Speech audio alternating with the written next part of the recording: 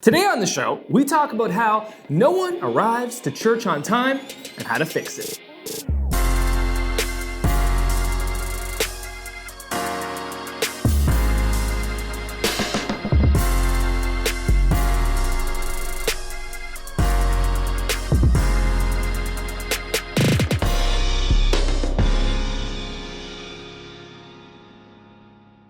Well,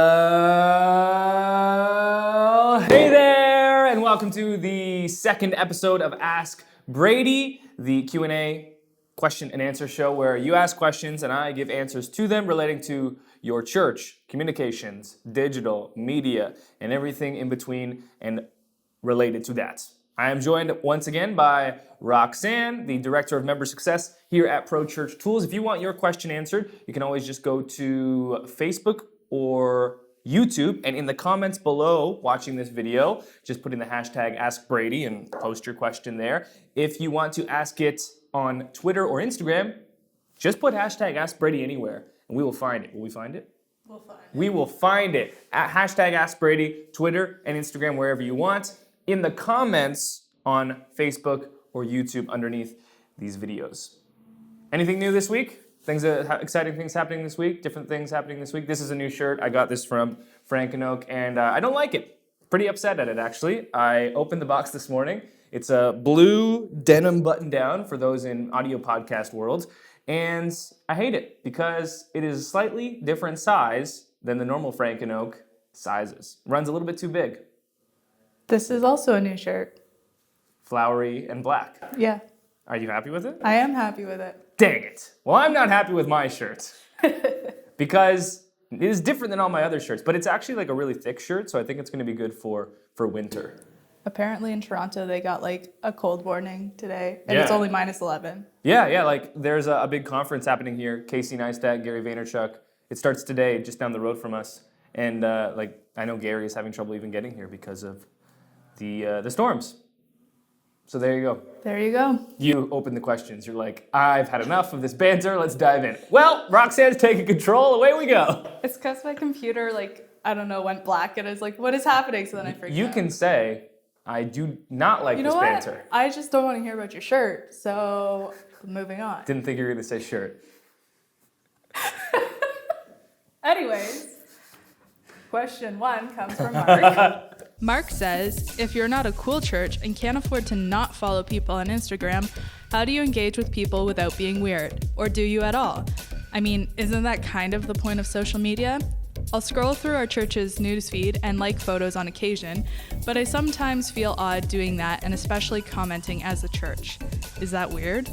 Great question. Okay, so to add a little bit of context, last week we talked about social media follow-back strategy for your church. And the biggest takeaway being, look, if you are modeling your social media strategy off of the bigger churches, like let's say you're looking at what Elevation is doing, Church on the Move is doing, Saddleback is doing, Church of the Highlands is doing, Life Church is doing, Life.Church is doing, any of these, what you're going to see is, wow, these churches don't follow too many people, they have tons of followers. What you don't want to do is then take that kind of their end game where they've landed after years and years of work and then reverse engineer that and think, okay, the best strategy for my church is to not follow people. That's not true. For 99% of churches, you should be following people on social. That's the whole point, to engage. And when you're a brand, when you're not an individual, a person, you're already kind of working backwards and trying to make up for lost ground, because on social, when you're a brand versus an individual, you're already working from the position of a disadvantage. Because the whole point, I would much rather connect Roxanne and Roxanne to me one-to-one than Roxanne connect to Pro Church Tools on social. This is the reason why for really personal accounts like Instagram and Twitter, I've completely stopped publishing on our Pro Church Tools accounts on those platforms and gone all personal.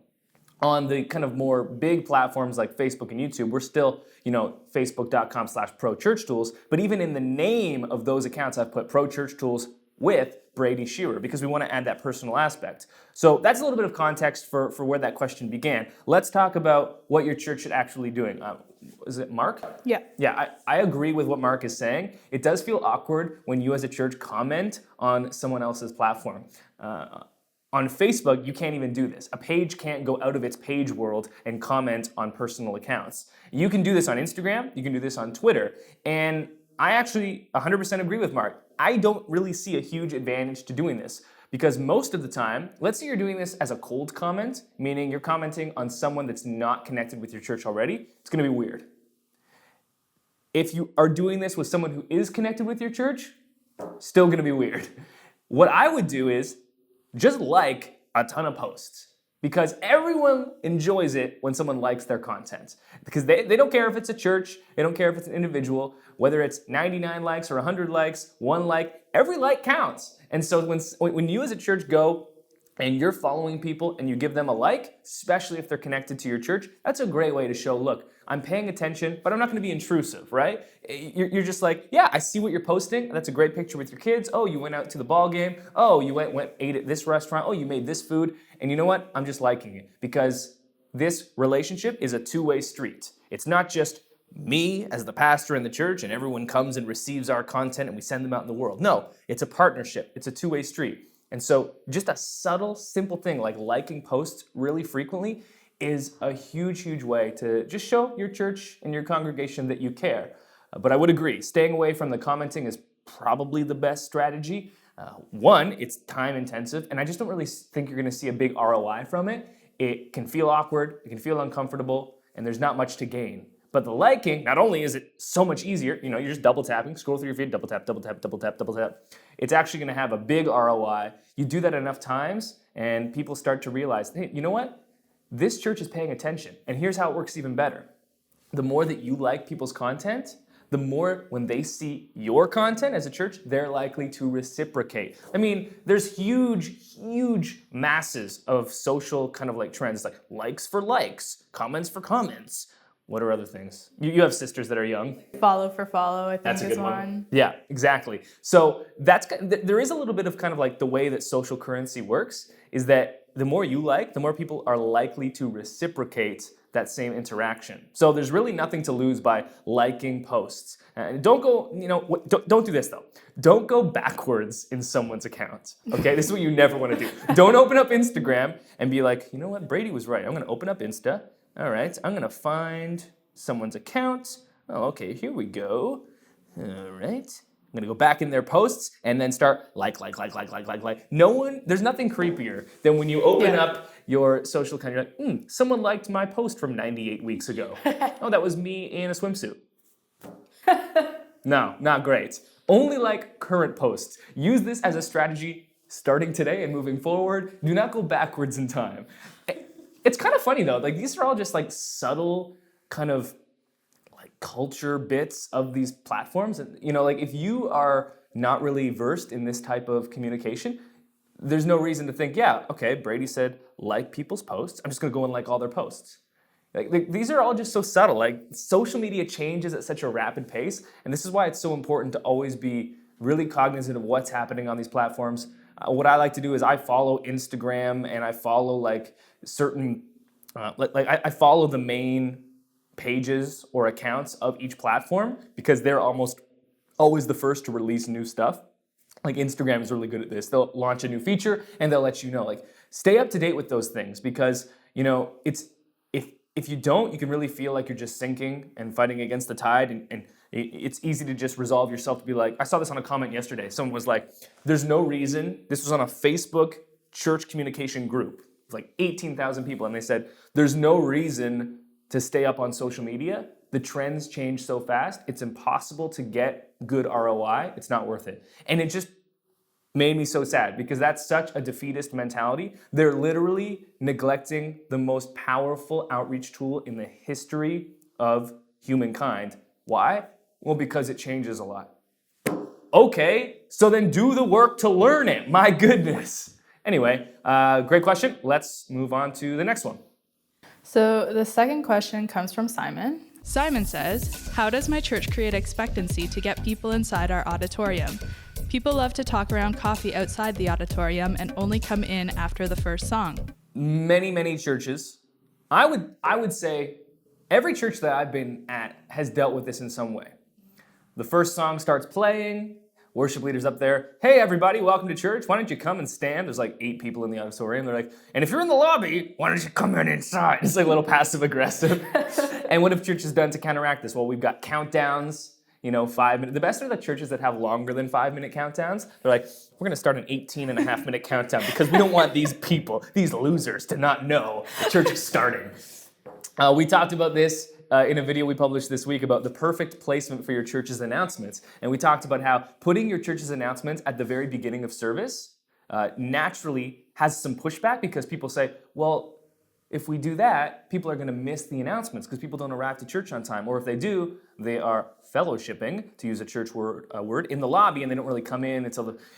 But one nice thing is you can use video announcements or your church announcements as a buffer. What would you rather them miss? The first couple songs of worship or the announcements? Announcements can be rewatched and replayed if you're doing video, everywhere. But you lose those 2 worship songs, you lose them, they're gone. I would much rather people miss announcements. Now, that's an aside. Let's talk about strategies for getting people into church on time. The first one is an obvious one, and not all churches do this. I was at one church that's had this problem, and what we did was, instead of starting service at 10:30 a.m., we would always start at 10:37 a.m. And the idea was, well, if we start it a bit later, then people will naturally arrive at their normal time. Psych, church started exactly when you arrived here.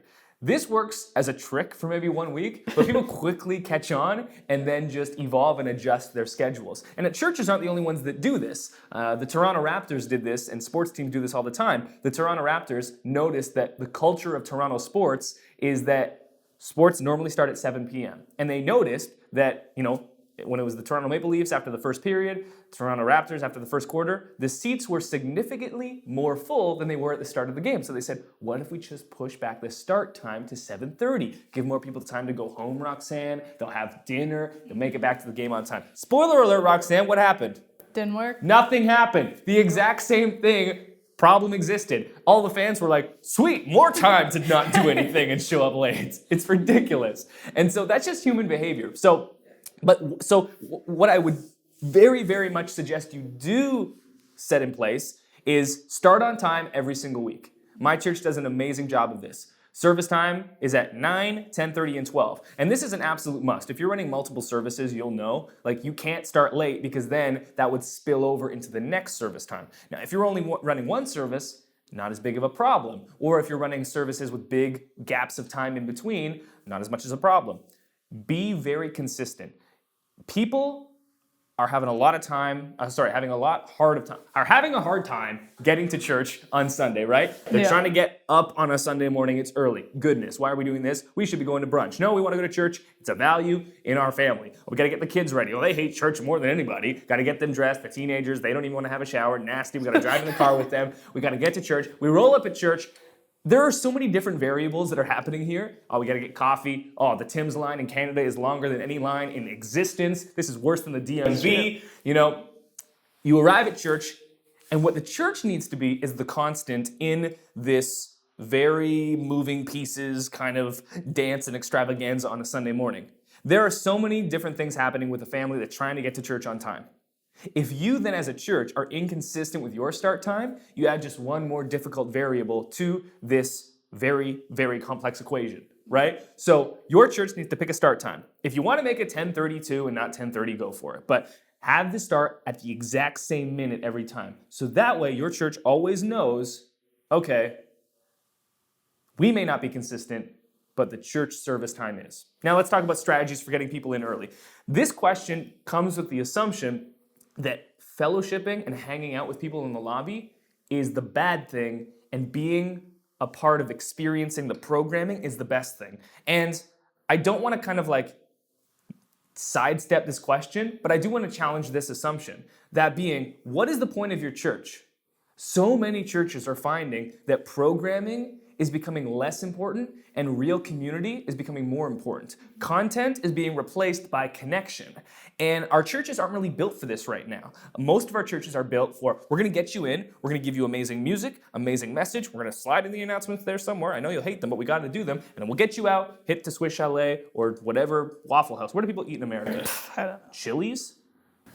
In-N-Out Burger, maybe? Oh my gosh. Did you know there are In-N-Out burgers in Texas?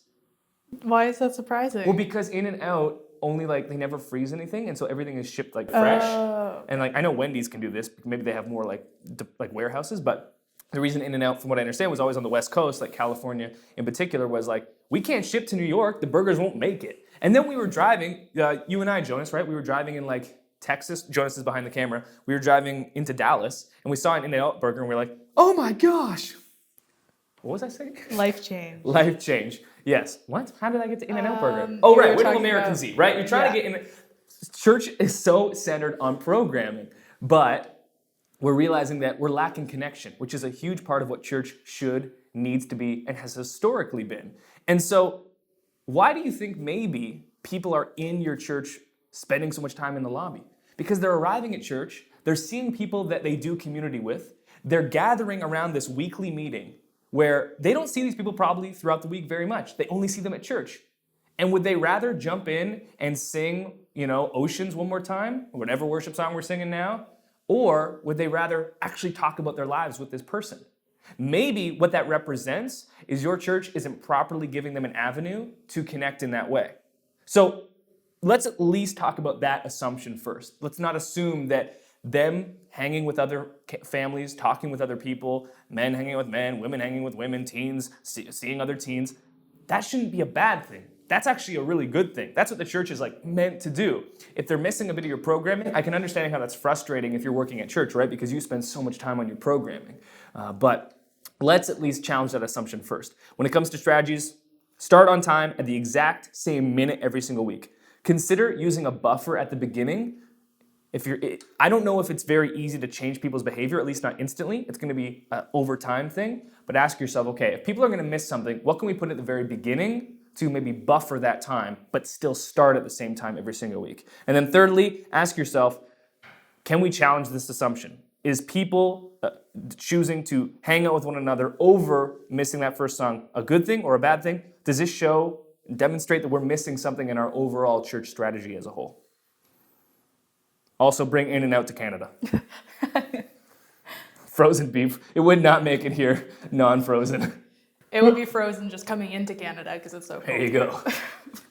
All right, the third question comes from Katie. Katie says, is it okay to have church announcements showing over just graphics and title slides with information on them with a voiceover?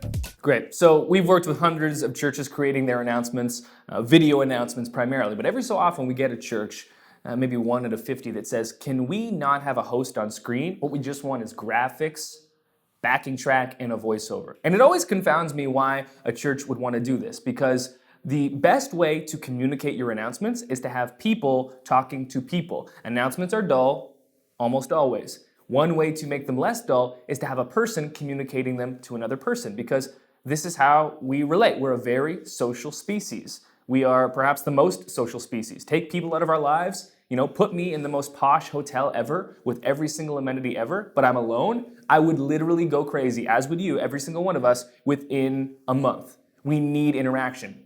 So I don't know what benefit there ever is of just doing a voiceover, except for ease of production, right? If you don't have a great place to shoot video, it's not hard to record a voiceover and put graphics on top. But I have never seen this work well. I have never seen it replace announcements and make a positive change. Putting something on screen is not a magic pill. The reason we do video announcements and the reason we spend so much time with our hosts, making them quality hosts, making sure they're presenting well, is because the most important part of your announcements is the host. There's no amount of post-production that can make up for a poor host. And if you remove the host altogether, well, then you're really, really screwed. So I highly suggest against this. It's a bad strategy, and I've never seen it work. Mm-hmm. All right, so the last question comes from Caleb. Caleb says, but when you say repurpose, I am trying to think of something other than rebroadcast. But what does that look like specifically? You are not paying attention at all. He was going to throw a snowball at us. Okay. Sorry, you'll cut this out. Because we have the question here, right? So, okay, the difference. Do I need to ask it again? Go ahead. Okay, again, to provide a bit of context for this question, churches know intuitively that the digital world is something that they need to be active with. Churches know social media, our website, video, digital distribution of content. We know that's important intuitively, if nothing less than for the pressure that other people are putting on us, maybe me. And churches often will check the box in their mind with social media, with their website, by taking what they're doing with their in-service programming and just like rebroadcasting and just copying and pasting it on the web. One way that we see this all the time is like auto-posting from one platform to another. I was talking with a church this week. On their Facebook post was like every third post was their daily devotional, their MailChimp newsletter being auto-posted to Facebook. And I was talking with this individual. I said, each post has one like. Why do you continue to do this? He's like, well, I really just want to make sure we're publishing content on our Facebook page. And this is an exact example of what I'm talking about. Churches feel the pressure to populate these channels with content, and so what do? They rebroadcast. There's a big difference between rebroadcasting and repurposing. Your church has a huge advantage. We talked about this before. You, as a church, every week are creating new content. The message, the worship, the announcements. Most industries feel the same pressure that you do to produce content online, but they have nothing to do with that with their daily responsibilities. A lawyer is, doing legal deals. A plumber is visiting houses, fixing the plumbing issues. Then they're like, well, we also got to create content online. Why are you smiling at my plumber example? Sorry.